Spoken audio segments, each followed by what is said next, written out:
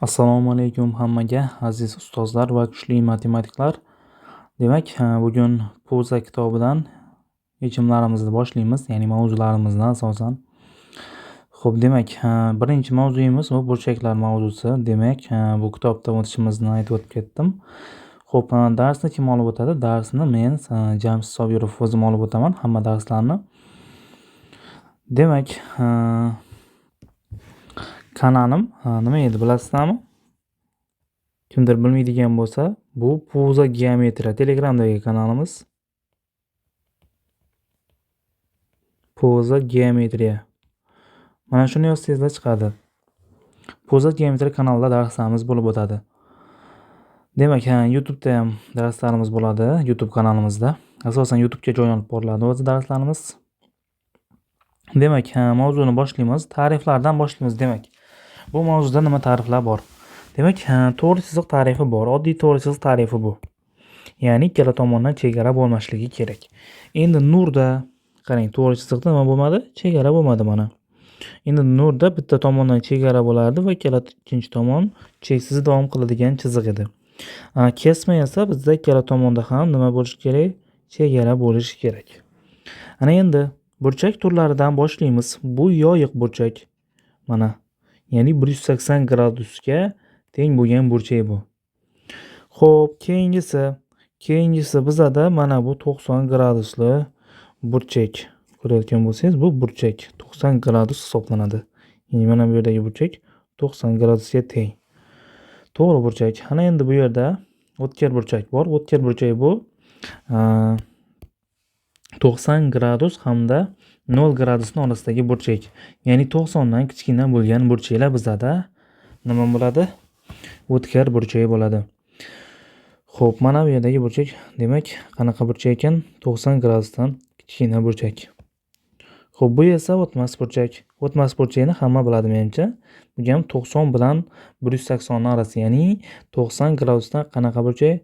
Katta burchaklar. Xo'p, 180 ga tengligini ko'rdik, 90 ga tengligini ko'rdik. Bu 90 gradusga tengligi to'g'ri burchak, 180 gradusga tengligi esa bizda yoyiq burchak hisoblanadi. Ana endi to'ldiruvchi burchaklar bor. To'ldiruvchi burchaklar bizda qarang nima bo'ladi? Mana bu tomoni alfa bo'ladigan bo'lsa, bu tomoni beta bo'ladigan bo'lsa, bu alfaga betani qo'shganim nima bo'lyapti? 90 gradusga teng bo'ladigan burchaklar bular. Bir-biriga to'ldiruvchi burchaklar deyiladi. Xo'p, keyin qo'shni burchak bor. Qo'shni burchak xossasi qanaqa? Qo'shni burchak bizda bitta tomoni masalan A bo'ladigan bo'lsa, bu tomoni B. Ikkalasini yig'indisi bizda 180 gradusga teng bo'lishi kerak. Endi bu yerda parallel to'g'ri chiziqlar. Parallel to'g'ri chiziqlar nima degani? Parallel to'g'ri chiziqlar degani bir-birini umuman kesmaydigan chiziqlar deb aytsak bo'laveradi. Qarang, bu yerda D1 bilan D2 umuman kesishmaydigan chiziqlar ekan. Mana bu yerda yozib qo'yibdi. Bu bilan D1 bilan D2 ni parallelligini ko'rsatyapti. Xo'p, keyingida parallel to'g'ri chiziqlar munosabatlari. Demak, parallel to'g'ri chiziqlarda agar qarang, mana bu chiziq bilan mana bu chiziq parallel bo'lsa va undan keyin mana bu chiziq bilan mana bu chiziq parallel bo'ladigan bo'lsa, bizda mana bu yerdagi burchaklar bir-biriga teng xossasi bu. Xo'p, keyin mana bu yerda mana bu chiziq keyin bu chiziq bilan, ya'ni mana bu chiziqning teskarisi holatida mana bu chiziq u mana bu chiziq bilan parallel bo'lsa, unda ham mana bu yerdagi burchaklari bir-biriga nima bo'lar ekan?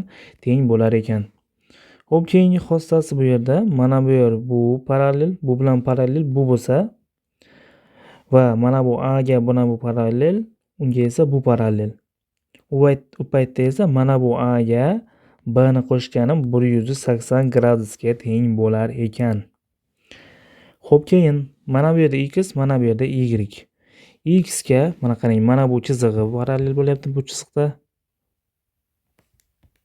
Mana bu chiziqqa bu parallel bo'lyapti. Keyin esa bu chiziqqa bu parallel bo'lyapti. U paytda esa mana bu x bilan y ning yig'indisi nima ekan? 180 ga teng ekan. Xo'p, keyin bu yerda mana bu chiziq perpendikulyar to'g'ri chiziqlardagi teng yoki qo'shni burchaklar yozilgan bu yerda. Qarang, ko'rayotgan bo'lsangiz, bu yerda ikkala burchagi to'g'ri burchak bo'lyapti. Ya'ni 90 gradusdan va bu ham 90 gradus. Endi bu yerda to'rtburchakning ichki burchaklari yig'indisi biz ham bilamiz, 360 ga teng. Demak, bu yerda mana bu alfaga betani qo'shganda necha bo'lib qoladi endi? 180 bo'lib qoladi. Xo'p, keyin mana bu yerda mana bu burchak alfa bo'lsa, mana bu burchak bu yerda nima bo'ladi? 90 minus alfa bo'lardi. Mana bu burchak ham unda shunga teng bo'ladi-da, 90 minus alfa bo'ladi. Demak, yo'q, 90 minus alfa emas, buni 90 minus beta deb qo'yaylik, mana bu burchakdan pastdagidan. Endi bu yerda 90 minus alfa bilan 90 minus beta nima bir-biriga teng burchak bo'lyapti. Ya'ni vertikal xossasidan. Bu yerda alfa bilan betani tengligi nima bo'lib qoladi? Isbotlanib qoladi. Keyingi xossa bizda qarama-qarshi burchaklar, ya'ni vertikal burchaklar ham desak bo'ladi. Mana bu burchaklar bir-biriga teng. A bilan A, B bilan B. Vertikal burchaklar. Bu yerda burchakning bisektrissasi aytilyapti. Ya'ni burchak bisektrissasida ixtiyoriy burchak bor mana.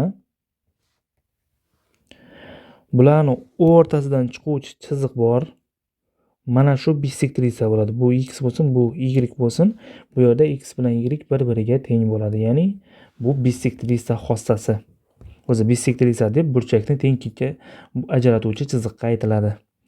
Uchburchakning turlari bor. Keyin uchburchak turlari bizda teng yo'lli uchburchak. Teng yo'lli uchburchakda mana bu burchaklar bir-biriga teng va mana bu tomonlar ham bir-biriga teng bo'ladi.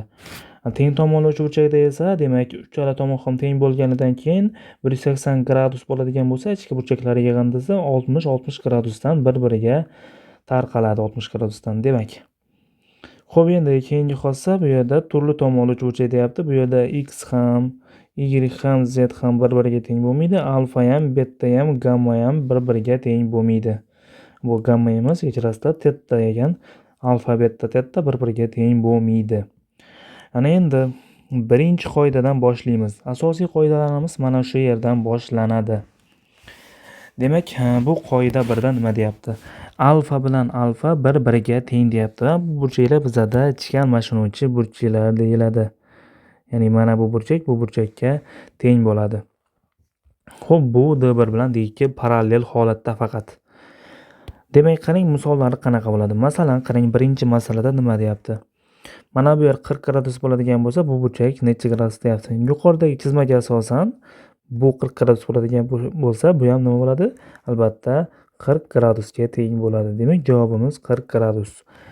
Xo'p, ikkinchi masala. Ikkinchi masalasi qarang, bu yerda endi chizmani birozgina o'zgartirishgan. O'zgartirganda ham qarang, qanaqa bo'lgan? Chaproqqa burgan bu chizmani endi. Yuqoridagi chizmani. Endi bu yerda D1 bilan D2 parallelmi? Mana shu shartga e'tibor beramiz. Parallel ekan. Demak, parallel bo'ladigan bo'lsa, bu yerda D1 bilan D2 parallel bo'ladigan bo'lsa, mana bu ichki almashinuvchi burchaklar nima edi? Bir-biriga teng edi. Demak, x qo'shamiz 40 gradus. Bizda nimaga teng bo'ladi? 2x qo'shamiz 10 gradusga teng bo'ladi. Bundan esa x ning qiymati 30 gradusga tengligi kelib chiqadi. Endi keyingi masalada esa biroz o'zgarish kiritilgan. Bu yerda bisektrissa o'tkazgan pastdan. Bisektrissani xossasi nima edi? Burchakni teng ikkiga bo'lardi. Ya'ni mana bu yer alfa bo'ladigan bo'lsa, bu yer ham alfa bo'ladi. Demak, endi qarang, bu yerda mana ikkita alfa yuqoridagi 72 gradusga nima bo'lardi? Teng bo'lardi. Ya'ni ichki almashinuvchi burchaklar bir-biriga teng. Demak, ikkita alfa bizda 72 gradus. 72 gradusga teng bo'ladigan bo'lsa, alfaning qiymati bizda 36 gradusga teng bo'ladi.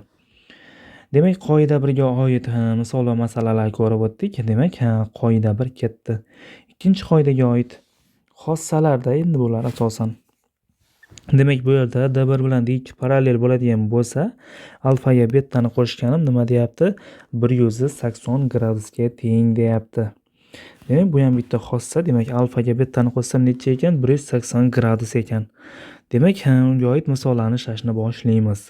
Demak, bu yerda bitta burchak berilgan. Demak, alfaga 70 gradusni qo'shsam necha gradus chiqadi bu?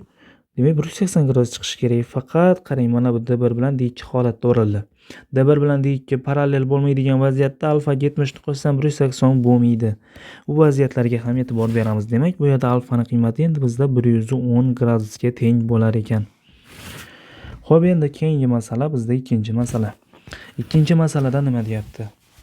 Ikkinchi masalada demak, mana bu yer bisektrisa bo'lyapti. Mana bu nuqtalar bizda bisektrisani bildiradi. Demak, mana bu yer ham x bo'ladigan bo'lsa, bu yer ham nimaga teng bo'ladi? X ga teng bo'ladi. Bizdan d1 bilan d2 parallelligi ham berilgan. d1 bilan d2 parallel bo'ladigan bo'lsa, alfani qiymati so'ralyapti. Xo'p, bizada ichki almashinuvchi burchaklar xossasiga ko'ra, demak, mana bu x ning qiymati nimaga teng bo'ladi? 40 gradusga teng bo'ladi. Demak, x ning qiymati 40 gradus bo'ladigan bo'lsa, mana bu yer bizda necha gradus bo'ladi? 80 gradus bo'ladi. Ana endi yuqoridagi xossaga ko'ra, ya'ni 80 gradusga alfani qo'shganim nechaga teng bo'ladi? Alfa qo'shamiz 80 gradus bizda 180 ga teng bo'ladi. Demak, bu yerda alfani qiymatini topadigan bo'lsam 100 gradusga teng bo'lar ekan. Xo'p, endi 3-masala. 3-masalada bizda nima deyapti? D1 ham, D2 ham, D3 ham bir-biriga parallel chiziqlar deyapti. Bu yerda alfani qiymatini toping deyapti. Demak, qarang, birinchi galda mana bu chizmani yo'q deb faraz qiling. Umuman yo'q deb faraz qiling-da. O'sha vaziyatda yuqorida mana D1 bilan D2 bir-biriga parallel bo'ladigan bo'lsa, mana bu 120 ga mana buni qo'shadigan bo'lsam, necha gradus bo'lish kerak edi? Mana bu burchagini qo'shadigan bo'lsam, 180 bo'lish kerak edi. Demak, bu yerda necha gradus bo'ladi? 60 gradus bo'ladi. Demak, mana bu yer bisektrisa bo'lyapti, bu yer ham 60 gradus bo'ladi. Ana endi mana bu 60 gradus, 120 gradusga mana bu alfani qo'shsam necha gradus bo'lish kerak? 120 gradusga alfani qo'shadigan bo'lsam, 180 gradus bo'lishi kerak. Va demak, alfani qiymati bizda 60 gradusga tengligi kelib chiqadi. Demak, birinchi va ikkinchi qoidalar bizda ketdi. 3-qoidaga o'tamiz. 3-qoidada esa endi yuqoridagi chizmani biroz o'zgargan varianti berilgan. D1 bu yerda D2 bilan parallel va o'sha vaziyatda mana bu yerda qarang 3 ta joyda singan.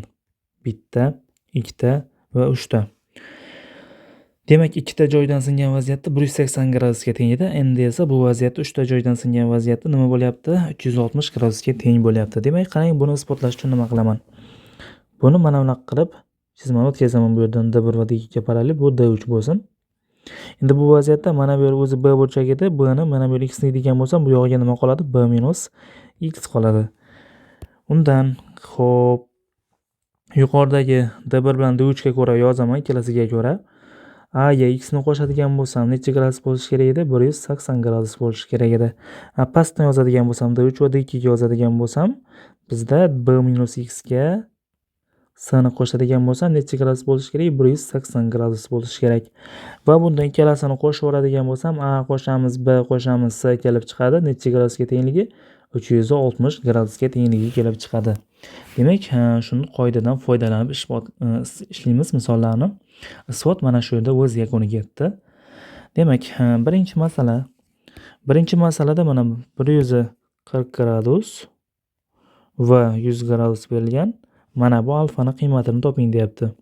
Buni topishim uchun alfa qo'shamiz 100 gradus, qo'shamiz 140 gradus necha gradusga teng bo'lishi kerak bizda? 360 gradusga teng bo'lishi kerak. Va bu yerda alfa qo'shamiz 240 gradus bizda necha gradusga teng bo'ladi? 360 gradus. Alfani qiymatini topadigan bo'lsam, bu 120 gradusga teng bo'lar ekan. Keyingi masalada endi mana bu alfa berilgan, 70 berilgan va bu yerda 20 gradus berilgan. D1 bilan D2 bizda parallel deyapti. Xo'p, mana bu yerda D1 ni bu tomonga parallel qilib o'tkazsam bo'ladimi? Yo'q, qarang, mana buni qilamiz ekan. Buni davom qildiraman, D2 ni.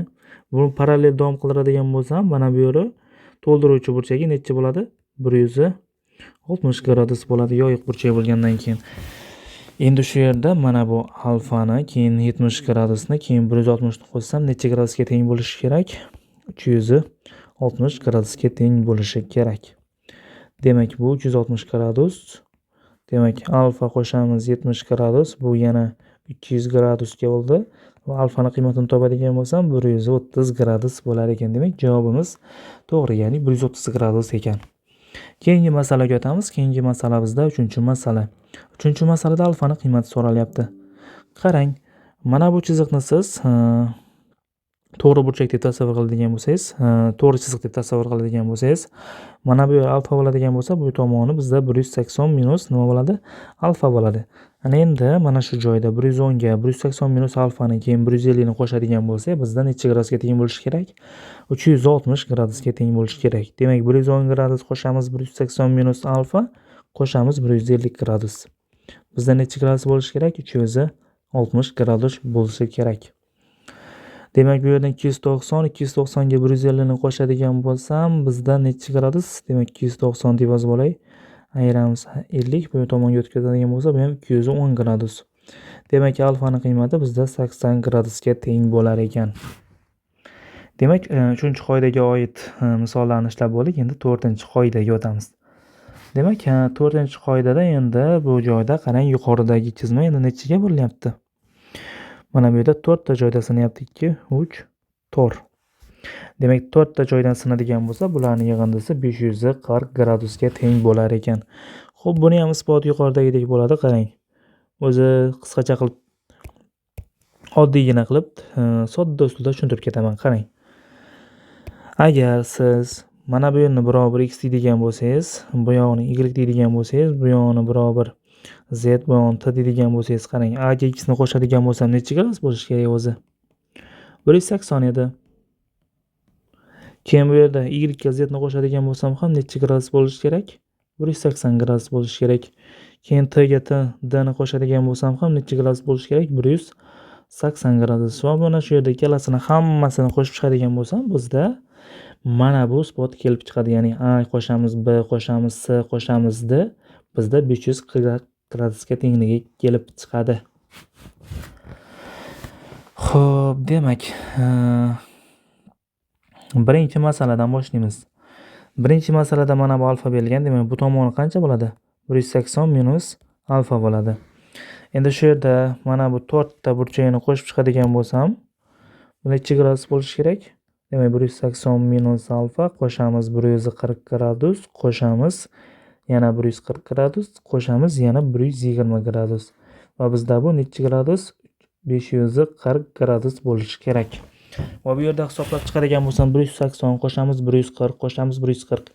Demak, 280 290 ga 120 bizda 400, 400 ga 180 bu 580 gradus minus alfa kelar ekan, bu 540 gradusga teng.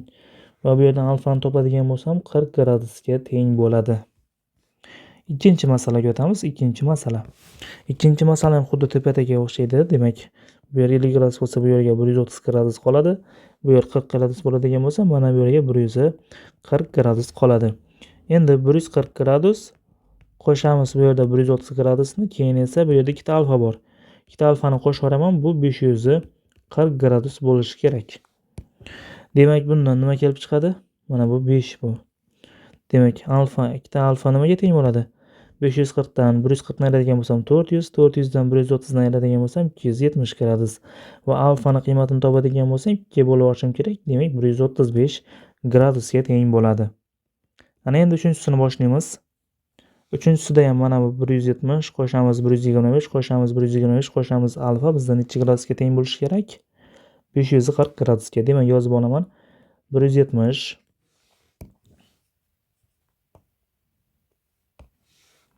demak, 170 gradus qo'shamiz 125 qo'shamiz 125 gradus qo'shamiz bu yerda alfa, bu 540 gradusga teng bo'lishi kerak.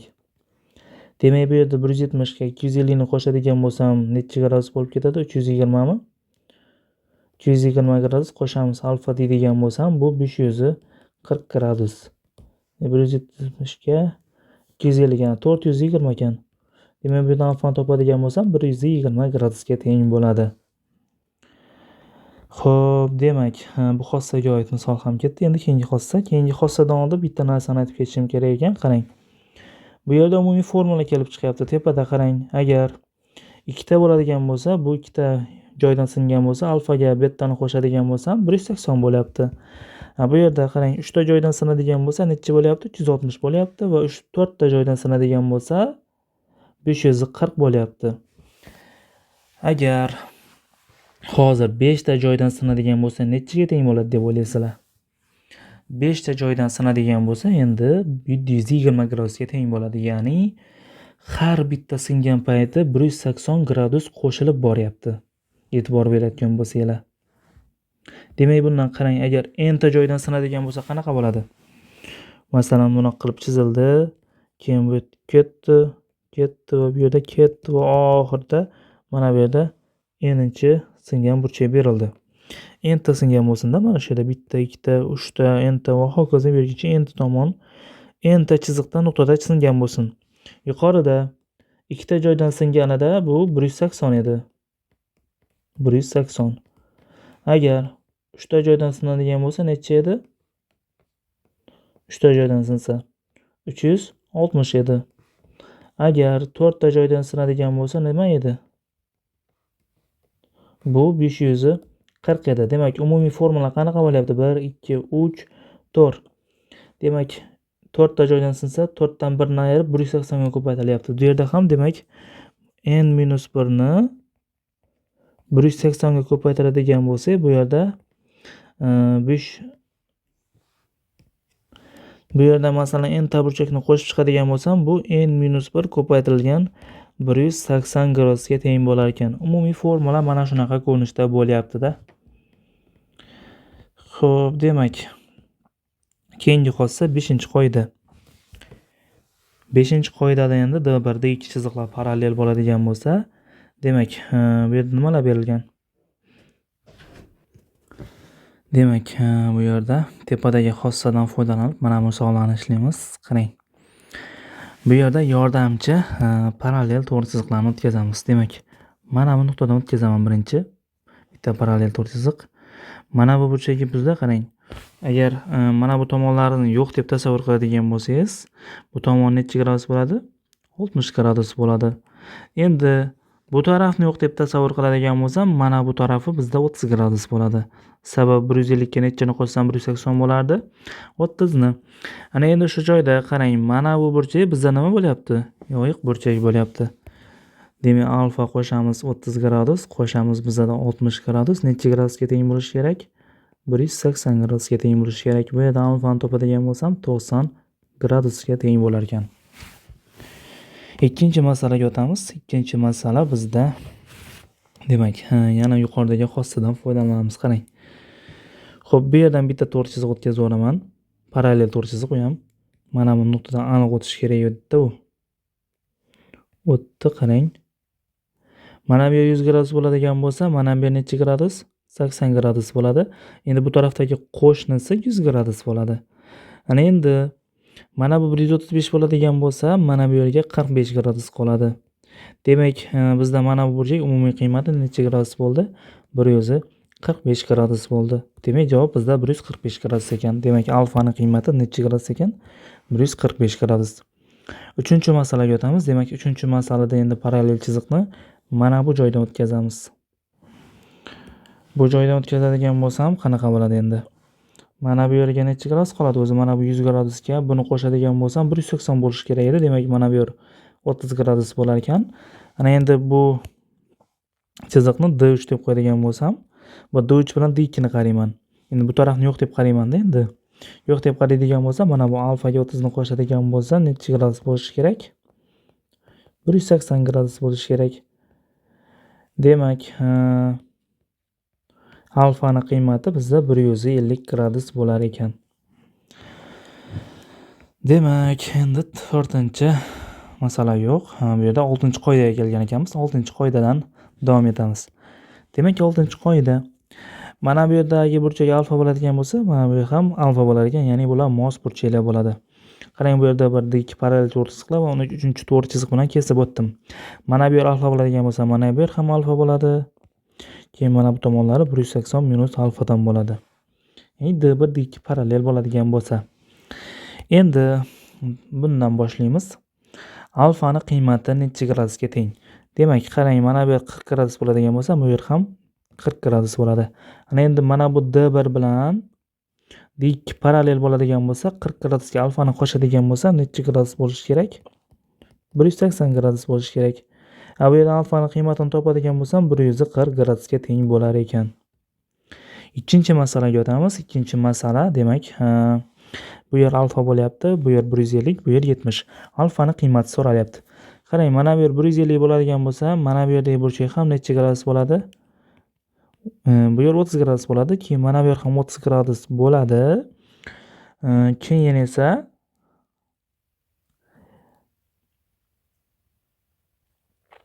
shu burchakka qaraydigan bo'lsam, shu yerda 70 gradus, qo'shamiz 30 gradus, qo'shamiz alfa bizda 180 gradus bo'lishi kerak va alfani qiymati bizda 80 gradusga tengligi kelib chiqadi shundan. Uchinchi masala demak, bu yerda alfani qiymati so'ralyapti. Mana alfa. Buni D1 ni bu tomonga davom qildiraman. Bu yer 100 gradus bo'ladigan bo'lsa, demak, mana bu yeri necha gradus bo'ladi? 80 gradus bo'ladi. Bu yerga esa 80, 30, 110, bu yerga 70 gradus qoladi. Demak, bu yerda alfa mana bu bilan mos burchak bo'lib, demak, alfani qiymati bizda 70 gradusga teng bo'lar ekan. Demak, 5-6 qoida misol va masala xossalari tushuntirildi.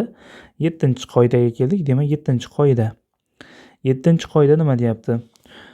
Mana bu tomondagi burchaklar, qarang, A bilan B bo'ladigan bo'lsa, mana bu yerga alfa bo'ladigan bo'lsa, alfani qiymati A plus B ga teng deyapti. Ya'ni chap tomonga qarab turgan burchaklar hamda o'ng tomonga qarab turgan burchaklar yig'indisi teng bo'lyapti ekan.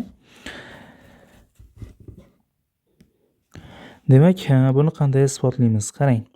O'zi D1 bilan D2 parallel, demak, qarang, bu keyin mana bu burchaklar. Mana bu tomondagi burchaklari necha gradus bo'lishi kerak edi? 360 gradus bo'lishi kerak edi. Agar mana bu yerni 180 minus A deydigan bo'lsam, mana bu yerni 180 minus B deydigan bo'lsam, uchalasini yig'indisini yozaman. 180 minus A qo'shamiz alfa qo'shamiz 180 minus B, bu 360 gradusga teng. Demak, bu yerdan 180 360 lar qisqarib ketib, bizda A ga B ni qo'shgan nimaga tengligi kelib chiqadi? Alfa ga tengligi kelib chiqar ekan. Demak, isbot mana shu yerda o'z yakuniga yetdi. Endi birinchi masaladan boshlayman. Qarang. Bu yerda burchagi noma'lum. Mana shu alfa so'ralgan. Alfani qiymati, demak, alfani qiymatiga 40 ni qo'shganim bu 100 gradusga teng bo'lishi kerak. Alfa qo'shamiz 40 gradus, bu 100 gradus. Demak, alfani qiymati bizda necha gradus bo'lar ekan? 60 gradus bo'lar ekan. Ikkinchi masala. Bu yerda mana bu yer 80, mana bu yer shunda 100 gradus bo'ladi. Mana bu yer esa 110 gradus bo'ladi. Demak, 110 gradus ham bu yerdan bu yer emas. Bizga mana bu vertikal burchakligidan mana bu yer 70 gradusligi kerak. Bu yerdan esa bu yog'i 80 gradusga tengligi kerak. Demak, alfa bu tomonga qaragan, bu esa chap tomonga qaragan kelasi. Demak, 70 gradusga 80 gradusni qo'shganim bu alfaga teng. Ya'ni alfani qiymati bu 150 gradusga teng bo'lar ekan. Uchinchi masalaga o'tamiz. Uchinchi masala bizda demak, alfani qiymati so'raladi. Alfani qiymati mana bu yerda. Bu yer 20 gradus. Bu yerda chizmani ikkita deb qarayman. Agar mana bu joyini x deb qo'yadigan bo'lsam, bu yog'i ham x, ya'ni bisektriisa bo'lyapti bu chiziq. Xo'p, keyin demak, ikkita x ga mana bu 20 ni qo'shganim alfaga teng. Ikkita x emas ekan, ikkita x ga 20 gradusni qo'shganim. Demak, ikkita x ga mana bu chizmaga e'tibor beraman-da birinchi.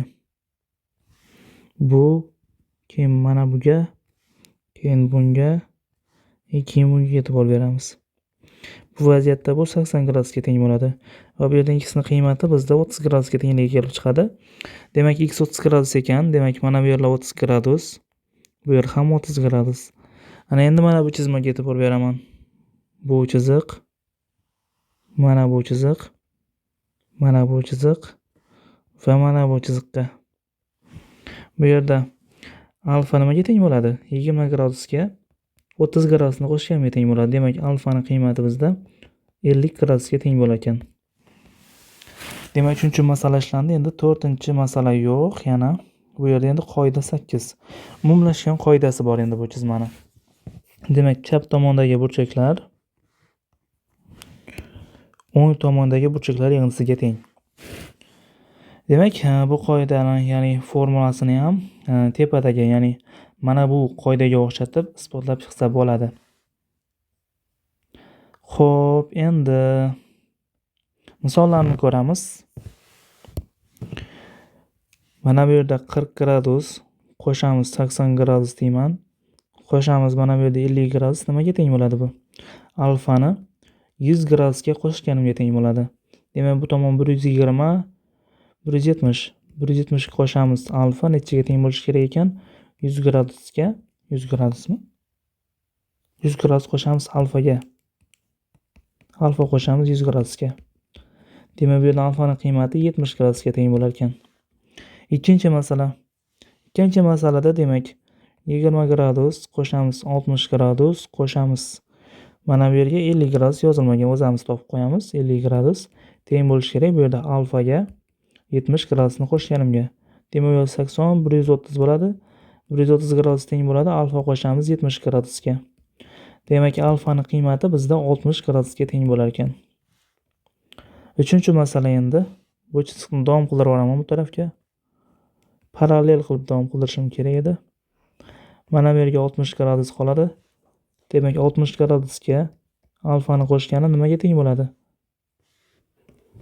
Nimaga teng bo'lishi kerak? 100 gradus qo'shamiz 20 gradusga teng bo'lishi kerak. Demak, bu yerda 60 gradus qo'shamiz alfa, bu 120 gradusga tengligi ma'lum bo'lsa, alfaning qiymati 60 gradusga teng bo'lar ekan. Demak, 9 hamda 10 qoida qoldi. Shu bilan bizning darsimiz ham menimcha o'z yakuniga yetadi. Demak, 9-qoida. 9-qoidada agar burchak bisektrisiyasi bo'ladigan bo'lsa, undan mana shu 3 ta chiziqni ham kesib o'tadigan bitta chiziq o'tkazsam, o'sha vaziyatda mana bu o'rtadagi x burchak a ni b ga qo'shib ga bo'lganimizga teng. Demak, bu yerda buni isboti qanaqa bo'ladi? Xo'p, demak, bu yer a bo'ladigan bo'lsa, mana bu yer vertikalligidan bu yer ham a. Mana bu yerni y deb qo'yadigan bo'lsam, mana bu burchak bizada x, mana bu esa 180 minus x bo'ladi. 180 minus x. Mana bu esa 180 minus b bo'ladi. Tepadagi birinchi mana bu yerni a, mana bu yerni b, mana bu yerni s nuqta deb qo'yadigan bo'lsam, a b so'ch burchakdan a ga o'zi y ni qo'shadigan bo'lsam, bu nimaga teng bo'ladi? X ga teng bo'ladi. Xo'p, endi keyin mana bu yerdan foydalanaman. Pastdagi ASD uchburchakdan. ASD uchburchakdan foydalanadigan bo'lsam, bu yerda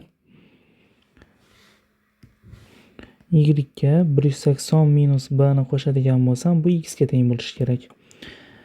Xo'p, endi mana shu joyda x ga deyapman, 180 minus x ga teng bo'ladi. Ana endi ikkalasini ayirib oladigan bo'lsam, bu yerda y lar qisqarib ketadi. A minus 180 plus b keladi. Bu tarafda esa 2x keladi, minus 180 keladi. Demak, 2ximiz a qo'shamiz b ga teng. X ni qiymati esa a qo'shamiz b taqsim 2 ga tengligi isbotlanib qoladi. Endi mana bu yerda alfaning qiymati nimaga teng bo'ladi? Alfaning qiymati bizda mana bu yerda 40 gradus bo'ladigan bo'lsa, mana shuni 100 gradusga qo'shib 2 ga bo'lganimizga teng. Demak, bu 70 gradus bo'lar ekan. Keyin ikkinchi masalaga o'tamiz. Ikkinchi masala bizda nimaga teng? Mana bu yer bizda 60 gradus bo'lsa, 60 gradusga 100 gradusni qo'shib 2 ga bo'ladigan bo'lsam, bu alfaga teng. Ya'ni alfaning qiymati 160 ni 2 ga bo'ladigan bo'lsam, 80 gradusga teng bo'lar ekan. Uchinchi masala endi. Uchinchi masalada mana bu burchaklar. Bu yerda alfani topishimiz uchun qarang. Har doim unaqa formuladan foydalanish shart emas. Mana bu yer 50 gradus bo'lsa, qarang. O'zi mana bu yerda bisektrisatsiya bo'lyapti. Bularni x deb qo'yadigan bo'lsam, bu yer 50 gradus bo'ldimi? Mana bu 70 bo'lsa, bu yer 110 bo'ladi. Endi buni qo'shnisi yana 70 bo'ladi. Endi shu yerda x ni topadigan bo'lsam, x ni qiymati bizda nechaga teng bo'ladi? 50 qo'shamiz 110 qo'shamiz x, ya'ni 160. Ximiz demak 20 gradusdan bo'lar ekan. 20 gradus, 20 gradus va 20 gradus. Endi shu joyda mana bu uchburchakka e'tibor beradigan bo'lsam, shu joyda 70 ga 40 gradusni qo'shadigan bo'lsam, nimaga teng bo'lishi kerak u? Mana bu burchakning qo'shnisi, ya'ni alfaga teng bo'lishi kerak. Alfa deganim shunda 40 gradus qo'shamiz 70 gradusga teng. Demak, alfa teng 110 gradusga teng bo'lar ekan. Ya'ni har doim formula yodingizga tushmasa, mana shunaqangi usulda ham qo'llab ketsangiz bo'laveradi. Xo'p, endi oxirgi 10-qoida. 10-qoidaga oid misollar. Bu yerda dastlab xossasini isbotlaylik. Qarang. 2ta a ga 2ta b ni qo'shsam bu nechaga teng? 2ta a qo'shamiz 2ta b bu 180 gradus yoyiq burchakka teng. Demak, a ga b ni qo'shadigan bo'lsam-chi, 182 ga bo'lishim kerak, ya'ni 90 gradusga teng bo'ladi. Demak, shundan foydalanamiz. Mana bu yer a bo'lsin, bu yer ham a, mana bu yer b, mana bu yer b. Demak, 2ta a qo'shamiz 2ta b qo'shamiz 20 gradus teng bu 180 bo'lsin. O'zi bizdan nima so'rayotgan? A O B burchak. A O B. Ya'ni a qo'shamiz b qo'shamiz 20 gradus so'ralgan. Hammasini 2 ga bo'laveraman. Tepadagi mana buni. Bundan a qo'shamiz b nimaga tengligi kelib chiqadi? 80 gradusga tengligi kelib chiqadi. Bizdan mana bu so'ralgan bo'lsa, bu necha gradusga teng bo'ladi? 80 gradusga 20 gradusni qo'shishimiz kerak, ya'ni 100 gradusga tengligi kelib chiqar ekan. Ikkinchi masala. Ikkinchi masalada a o b burchak. Demak, a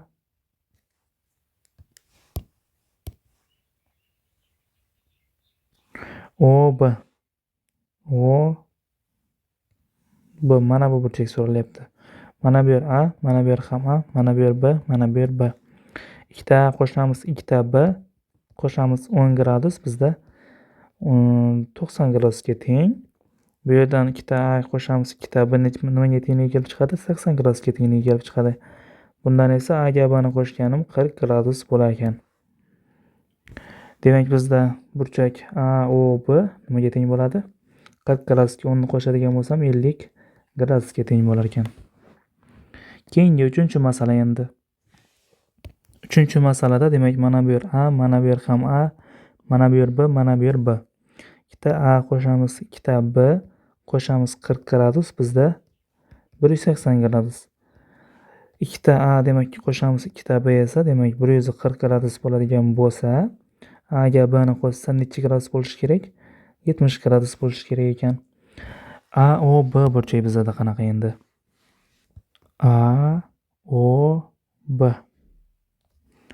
Demak, a qo'shamiz b so'ralgan ekan o'zi. Javob bizda 70 gradus chiqar ekan. Demak, mana shu yerda bugungi mavzuyimiz o'z yakuniga yetdi. Xo'p, bunga oid esa uyga vazifa tashlab qo'yaman. Xossalarning isbotini demak tashlayman, bularni ham xossalarning isbotini yozib, chiroyli qilib. Demak, bugungi mavzuyimiz ko'pchilikka foydali va tushunarli bo'ldi deb o'ylayman. Mana shu yerda esa o'z darsimizni mana shu yerda o'z yakuniga yetkazamiz. Demak, siz bilan bugun Jamshid Sobirov Puza geometriya kitobidan birinchi mavzu burchaklar mavzusini o'tib berdi. Puza geometriya kanalida. Demak, hammaga xayr, sog' salomat bo'linglar.